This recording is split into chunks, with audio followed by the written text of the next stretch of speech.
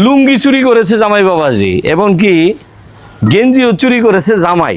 মেয়ের জামাই যদি লুঙ্গি, জামা কাপড়, প্যান্ট শার্ট ইত্যাদি চুরি করে তাহলে কি শ্বশুরের মান সম্মান থাকে? আপনাদের কাছে একটা প্রশ্ন রইল, ভিডিওটা কন্টিনিউ দেখবেন। কেমন ছেলের কাছে আপনারা মেয়ে বিয়ে দিচ্ছেন একবার ভেবে দেখবেন। ছেলে যদি দেখতে অনেকটা স্মার্ট হয় তাইলেই মেয়ে দিয়ে দিয়েন না, বুঝে শুনে দিয়েন। কারণ কি আপনার বাড়ির পাশে যে কোনো সময় আপনার মেয়ের জামাই যদি চুরি করে তাহলে মান সম্মান আপনার কতটুকু যাবে একবার ভাবেন। ঘটনাটা বলি তাহলে বুঝতে পারবেন। টাঙ্গাইলে ঘাটাইল এলাকায় ধল্লাপাড়া ইউনিয়নে একটি গ্রামে জামাই বাবাজি চুরি করতে এসে হাতে নাতে কট, এলাকাবাসী তাকে কট দিয়েছে। ঘটনাটা বলি, একটা প্রবাসীর বাড়ির পাশেই তার শ্বশুর বাড়ি।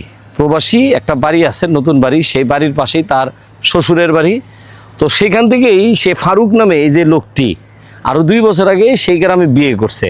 প্রবাসীর বাড়ি বলে সে ভাবছে অনেক টাকা পয়সা আছে, টাকা পয়সা তেমন নিতে পারে নাই, খালি নিছে লুঙ্গি আর কিছু জামা কাপড়। তো এর ভিতরেই মনে করেন ওই বাড়ির যে লোকজন আছে মুরব্বীরা দেখা লাইছে, দেখাই মনে করেন দিছে বান দেওয়ার পর কইছে এটারে তো চিনি, এটা তো ওই যে অমুকের মেয়ের জামাই। এই যে তাকে ডাইকা, তাকে যে বানছে, মান সম্মান চোরের কতটুকু গেছে আমি বলতে পারি না, তবে যে শ্বশুরের মান সম্মান যে গেছে এটা আমি শিওর। তাই আপনাদেরকে বলছি, ছেলের টাকা পয়সা দেখা মেয়ে বিয়ে দিয়েন না, ছেলের চরিত্র দেখেন, ছেলে কি আদৌ নেশাখোর কিনা এটা দেখেন।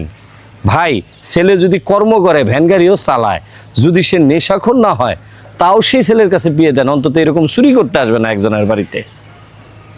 এই যে সেই চোর জামাই, আমার মনে হয় ওরে বান দেওয়ার লগে লগে শ্বশুরও বান দেওয়া দরকার। খালি টাকা দেখছে আর বিয়ে দিয়েছে, টাকা যাইতে সময় লাগে না, কিন্তু চরিত্র সংশোধন হওয়ার জন্য অনেক সময়ের প্রয়োজন। আদৌ হয় কিনা সেটা সন্দেহ। সবাই ভালো থাকবেন, ভিডিওটা শেয়ার করে দিবেন। টাঙ্গাইলে ঘটনাটা ঘটে গেছে, টাঙ্গাইল ঘাটাইল ধল্লাপাড়া ইউনিয়নে। সবাই ভালো থাকবেন, শ্বশুর মশাইরা একটু সাবধান থাকবেন, আপনার জামাই কি চোর কিনা একটু খেয়াল রাখবেন। আল্লাহ হাফেজ।